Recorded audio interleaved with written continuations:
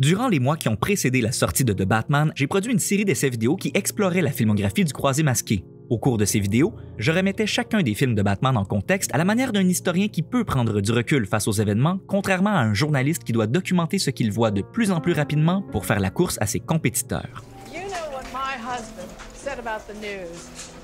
He called it the first rough draft of history. Il est donc beaucoup trop tôt pour produire un épisode sur The Batman qui ressemblerait à ce que j'ai fait jusqu'ici, non seulement parce que le film vient tout juste de sortir, mais aussi parce qu'il amorce une nouvelle étape dans la filmographie de Batman qui ne pourra être minutieusement examinée que lorsque Matt Reeves aura rendu son dernier film de Batman. Alors ce que je propose de faire en attendant, c'est de vous présenter une version préliminaire de ce que sera le véritable épisode. Bienvenue à Frank Movie Talks, Frank c'est moi, et aujourd'hui je vais explorer The Batman. Et attention, il y aura de nombreux divulgateurs. Au fil de ma série, j'ai mentionné que mon Batman, c'était celui des films de Tim Burton et de la série animée des années 90. Pour moi, Batman est un détective pas tout à fait sain d'esprit qui évolue dans un univers à la fois gothique, inspiré par les films noirs et les films d'horreur. Ses ennemis sont des criminels urbains qui souffrent de maladies mentales et dont la personnalité reflète certains aspects de Batman lui-même. Après la duologie de Tim Burton, différents créateurs ont remanié Batman et son univers pour créer des œuvres qui traduisaient leurs propres intérêts et leurs propres sensibilités. De nouveaux fans ont ainsi découvert des Batman bien différents de celui auquel j'avais été initié. Si j'ai aimé certains de ces films, il n'en reste pas moins que le personnage que j'avais aimé et que j'avais continué de découvrir au fil des bandes dessinées fut totalement absent du grand écran pendant de nombreuses années. Et c'est ce qui semble avoir influencé Matt Reeves dans plusieurs de ses décisions, car son film est une réponse aux films de Batman qui ont été produits dans les dernières années, en plus d'être une réponse à ce que le cinéma américain en général est devenu.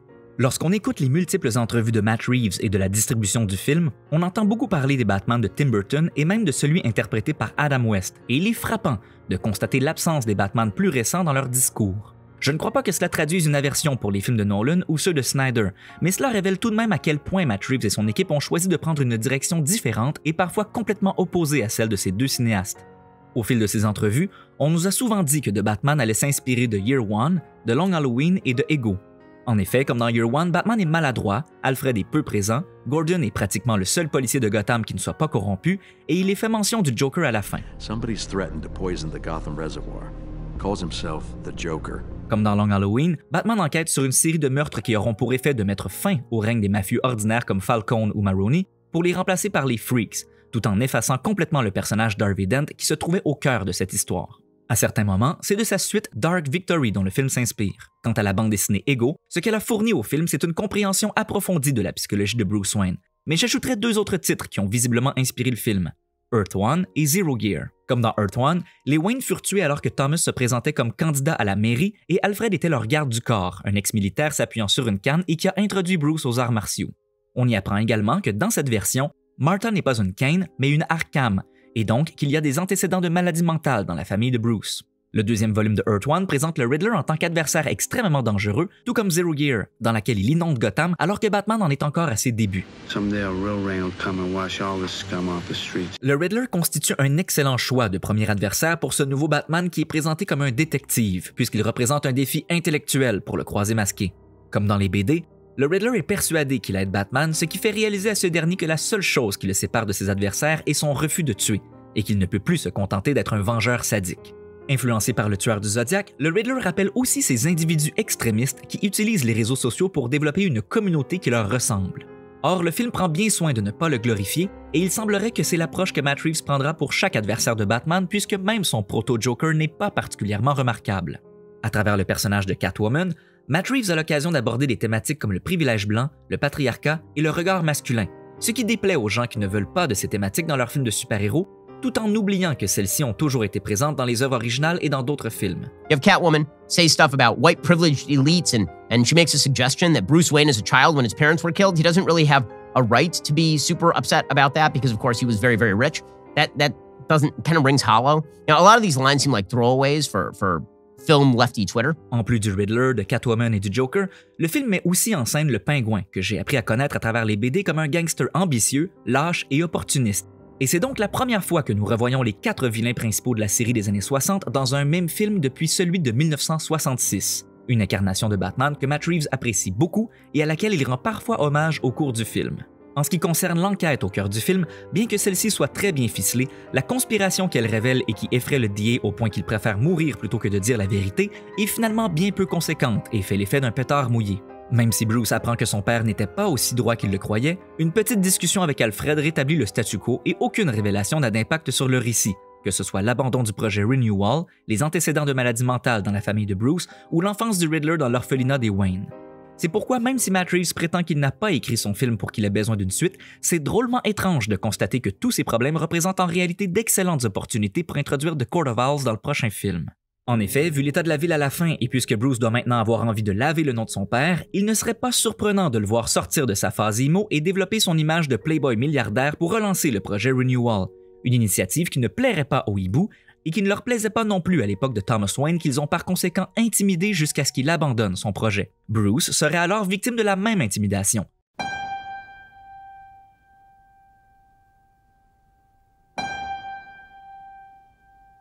Une intimidation invisible aux yeux des autres et qui donnerait donc l'impression qu'il perd la raison, tout comme chaque membre de la famille Arkham. Pour en avoir le cœur net, Batman irait interroger le Riddler. Une scène similaire avec le proto-Joker a d'ailleurs été retirée du montage final du film et on découvrirait que le Riddler est au courant de l'existence des hiboux depuis qu'il a vu certains phénomènes étranges au cours de son enfance dans l'orphelinat des Wayne. On pourrait même ajouter qu'il a tenté de faire réaliser à Batman que la mairesse travaille pour eux. Bien sûr, il faudrait faire attention de ne pas trop répéter le premier film, et donc la conspiration pourrait être découverte dès la moitié du film. À ce moment-là, les hiboux enverraient leur Talon, un assassin qui donnerait du fil à retordre à Batman non pas sur le plan psychologique, mais physique, comme Ra's al Ghul et Bane dans la trilogie de Nolan. Pour le vaincre, Batman tenterait de comprendre à qui il a affaire, et découvrirait qu'il s'agit, comme dans les BD, d'un individu extrêmement âgé et maintenu en somnolence depuis des années par les hiboux. L'occasion pour Matt Reeves d'introduire Mr. Freeze au sein de l'enquête de Batman, soit pour en apprendre davantage sur la façon dont les hiboux préservent le Talon, soit parce que Freeze utilise le même procédé pour préserver sa femme. Si Matt Reeves décidait effectivement d'adapter The Court of Owls dans son deuxième Batman après s'être inspiré de Zero Year, alors peut-être continuerait-il de s'inspirer de ce qu'a écrit Scott Snyder et aborderait la légende du Pale Man, qui, sans qu'il soit nécessaire de la confirmer au cours du deuxième ou du troisième film, donnerait aux fans la liberté de croire que la raison pour laquelle le proto-Joker à la fin de The Batman est si différent de ce qu'on a l'habitude de voir est qu'il n'est pas encore, disons, possédé par le Pale Man. Quoi qu'il en soit, en allant interroger le Riddler à Arkham, Batman pourrait découvrir que le Joker s'est échappé. Pour l'instant, du peu qu'on a vu, ce Joker ne m'apparaît pas capable de représenter l'antagoniste principal d'une suite éventuelle, et c'est parfait. Dans les BD, le Joker n'est pas systématiquement le vilain principal de chaque histoire. Comme la carte du Joker dans plusieurs jeux, ses apparitions sont sporadiques et constituent une anomalie dans les règles. Quand le Joker apparaît, il bousille les plans de tout le monde, autant ceux de Batman que de l'adversaire que celui-ci est en train d'affronter. Ainsi, peu importe quel adversaire Matt Reeves décide d'adapter dans son prochain film, le Joker viendrait semer le chaos dans des intrigues qui ne le concernent pas directement. Pensez à sa participation dans Arkham City, dans No Man's Land ou dans The Long Halloween. Lorsqu'on lui a demandé si d'autres personnages de DC comme Superman pourraient apparaître dans son univers de Batman, Matt Reeves a expliqué un des plus gros problèmes des univers partagés. I mean, if suddenly in the Batman world, you discovered that there was an alien that was Superman, there'd be a lot of shock. Batman ne peut pas être correctement représenté comme un détective réaliste si chaque fois qu'il fait face à un cas difficile à résoudre, il doit envisager la possibilité que le crime a été commis par un extraterrestre ou une créature fantastique et qu'il évolue dans un monde où des milliers de méta-humains peuvent voir à travers son masque, deviner l'emplacement de la Batcave et se téléporter à l'intérieur, détruire la Batmobile par la pensée ou effacer la moitié de la planète en un claquement de doigts. J'ai découvert le cinéma à travers les blockbusters américains des années 80. Les Indiana Jones, Robocop et Back to the Future comptent encore parmi mes films préférés, même si avec le temps j'ai découvert que leur omniprésence dans l'industrie avait assassiné le cinéma subversif des années 70, que je considère comme étant la meilleure décennie du cinéma américain. Alors que les blockbusters sont aujourd'hui hors de contrôle, répétitifs et fades, il apparaît maintenant évident que la surenchère de spectacles éphémères ne pouvait conduire qu'à de telles caricatures. Et c'est donc particulièrement rafraîchissant de voir Todd Phillips rendre hommage à des films comme Taxi Driver et Matt Reeves à des trailers politiques et des films noirs. Dans mon épisode sur Justice League, j'ai mentionné qu'on ne voit plus les super-héros sauver des gens dans les films actuels. On les voit se battre contre des êtres puissants, on les voit commettre des gestes qui mettent le monde entier en danger, et on aborde très peu les conséquences de ces gestes sur les gens ordinaires. Bref, j'ai expliqué que les super-héros des films de DC et de Marvel ont complètement perdu leur vocation première. Ce n'est donc pas étonnant que Matt Reeves ait décidé d'adresser ce problème à travers son film en montrant Batman réaliser qu'il doit se consacrer à un idéal plus grand que la vengeance s'il veut sauver sa ville. À travers son film, Matt Reeves a montré que Batman pouvait redevenir un super-héros et que les blockbusters peuvent redevenir des films d'auteur.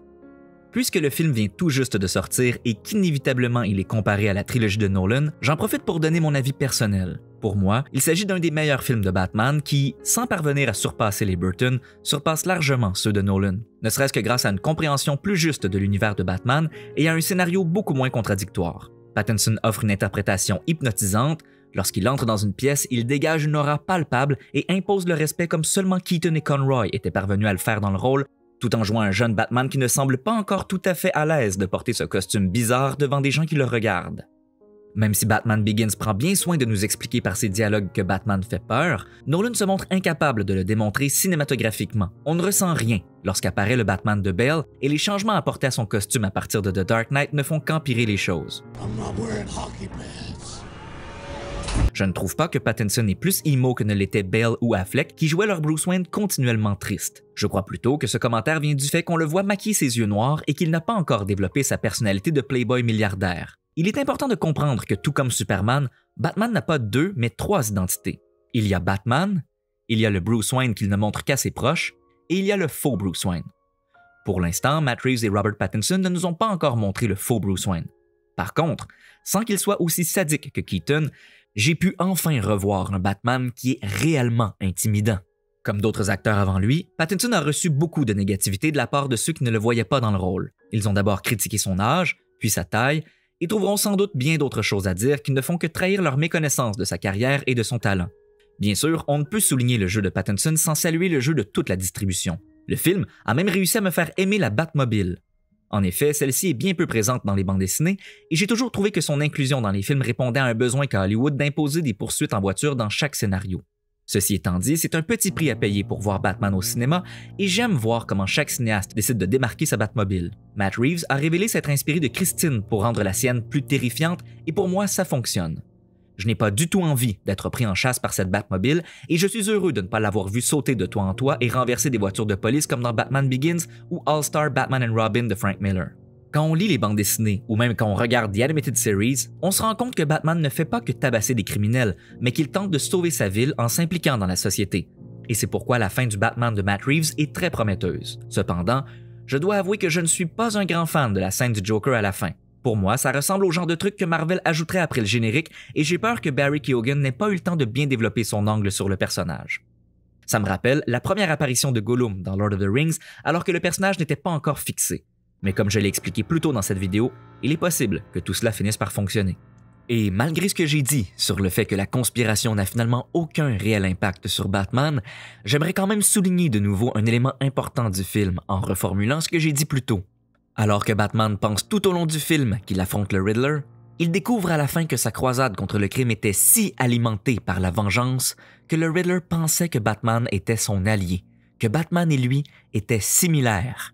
Une révélation qui choque Batman, qui le force à évoluer, mais qui devrait également choquer les gens qui croient que Batman devrait tuer et que cela ne poserait aucun problème dans l'univers de Batman.